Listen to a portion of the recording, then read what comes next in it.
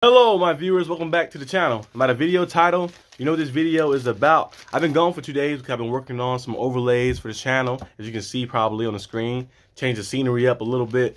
But we're back now. We're doing NFL Week 10 game picks. So starting off on Thursday Night Football, we have the Falcons going against the Carolina Panthers. And last time they played was a crazy game. Remember, it was a crazy game. It went to overtime after that big play PJ Walker made. He stepped up in the pocket, got to his left side, and fired an absolute dime. He threw it ahead of DJ Moore so he can go out there and get it. It was a perfect pass, a beautiful pass. The defender couldn't get a hand on it. And it's like pitted where only receiver can get it. DJ Moore made the play, but took the helmet off and threw the helmet, and the penalty cost him to have to kick a PAT. I know after the game, like they later down, like a couple days later, I know some of the senior officials, the ref officials, said that that shouldn't have been a penalty called, but you know it's too late now, and they lost the game like that because the Falcons got the ball, and I think the Falcons didn't score, and the Panthers didn't score, and the Falcons took the field goal to win, or something like that. Something happened like that. I know Falcons won my field goal, but yeah, hopefully they can get their revenge this time. But I don't think they're gonna get the revenge, so that's why I'm going with the Falcons for this week. Seahawks Bucks. I'm taking the Seahawks. Man, Geno Smith been balling. He's been the absolute beast. He was the NFC Player of the Month last month.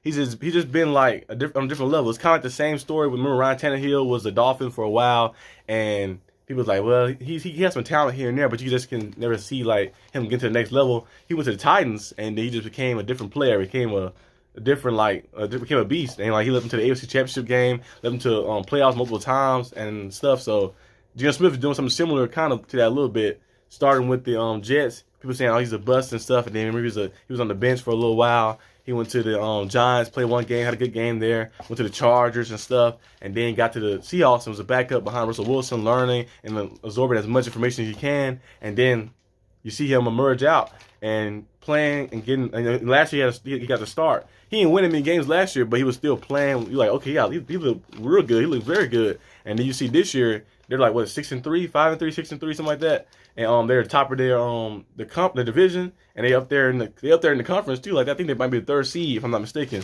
like that. But yeah, the Seahawks have been playing very good. Tyler Lockett, DK Metcalf, and those guys, and Geno Smith just been out there balling. And then the Seahawks can find running backs anywhere.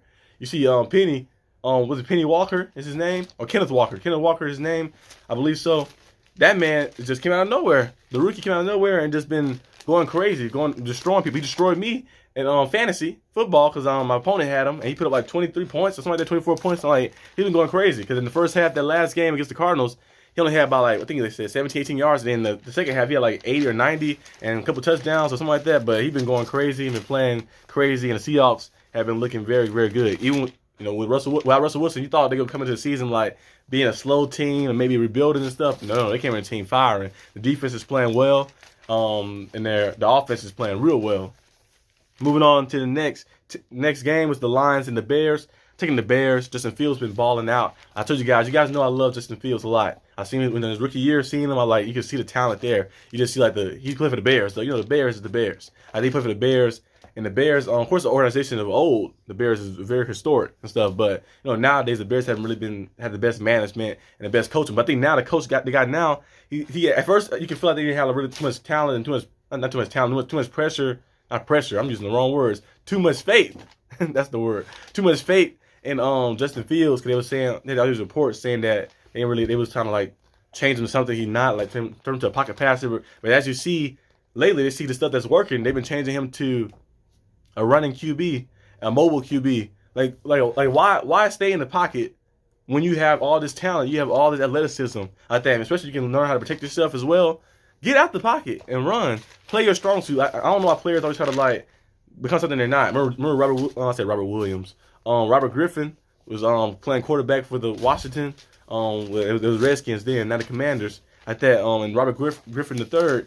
He started off his rookie year in the first early years. He was playing his game. He was playing mobile. He was playing agile. He was throwing on the run and stuff. And they try to mold himself into a pocket passer to be up those different names. I'm like, you ain't got to do all that. You just stay and play your game. Play your game like that and play the style and master that style right there. Master that style and master your game. You don't see Peyton Manning running around like a maniac like that, juking people. You don't see Tom Brady moving around, hitting a spin move and juking. No.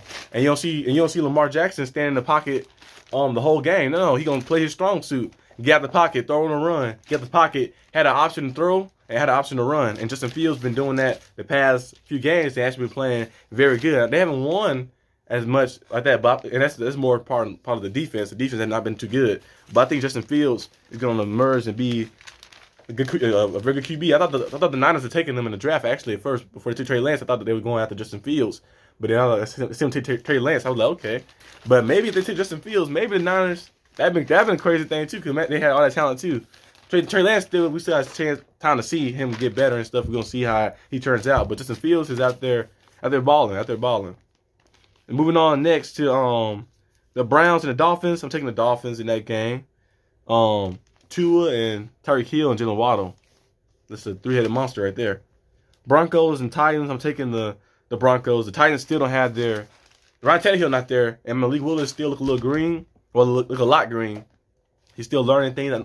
I feel like he'd be ready. Maybe get more experience and he learn more and more, and to get better receivers. The better receivers on the outside because the receivers the Titans have all them drops and all those not getting separation, the route running and stuff. It's just bad out there. And you can tell some of the receivers have talent. You see them make some plays here and there, but it's just not consistently enough. But I'm taking the Broncos that game.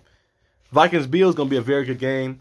I'm going to take the Bills, though. I know Josh Allen has an injury, a UCL. I think he said a UCL injury. His arm, his elbow, like that. Because you see that one play he had at the end of the Jets game, he was throwing the ball, and one of the Jets defenders came in, and they had to handle the ball, trying to rip it, and he throwing with force, and it just you can tell something looked bad after that. And he threw a pass to Stephon Diggs. The ball just kind of sailed to the ground. He was holding his arm and stuff.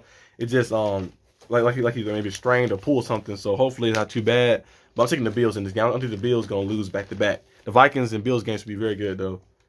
Texans Giants. I'm taking the Giants. Jags Chiefs. I'm taking the Chiefs. That should be a good game too. Actually, Trevor Lawrence them been balling. They won their game finally. And most of their losses, you look at the Jaguars games, they've been close. They've been down to the wire losses. The Broncos losses down to the wire. The Giants losses down to the wire. And then all their losses, most of their losses have been close to the wire. So they could easily have a winning record right now. They just got to know how to finish the game. Last year they came back against the Raiders and they finished the game with the running the ball and stuff. So hopefully they can keep implementing that and let Trevor Lawrence do his thing and let Travis Etienne carry them and ball out. Moving on, but I'm still taking the Chiefs though. I'm still taking the Chiefs. The Chiefs is too good. Moving on next, Saints and Steelers. I'm taking the Steelers. I'll be doing a preview on that tomorrow, so look out for that. Look out for that and get more on that. Colts and Raiders. I'm taking the Raiders. The Raiders have not been the team I thought they're gonna be, but I think they should be able to be better than the Colts. Cardinals Rams. I'm taking the Cardinals. Cowboys Packers. I'm taking the Cowboys. The Cowboys it should be a blowout. It should be a massacre really, because the Packers. I have no idea what's wrong with the Packers. I don't know. And that last game, you can't blame the receivers there, Rodgers. This time, you can't blame the receivers because some of those plays he was throwing to, that was kind of terrible though. I don't know what type of the play. I don't know. The play calling was bad itself. You're at the 1 yard line. You have Aaron Jones in the backfield, a man who has almost put up 16, 17, 1,800 scrimmage yards a year. I thought this man who has rushed for 1,000 yards multiple times. You have that Pro Bowl, multiple time Pro Bowler running back. And you got big old A.J. Dillon. 240 pounds, 50-pound running back there. So you see the super quads, and you're going to throw the ball. You're going to throw the ball? Just run the ball up the middle. Run the ball up the gut. After the first interception, I would have said, yeah, we run the ball up the gut. Run the ball straight up the middle.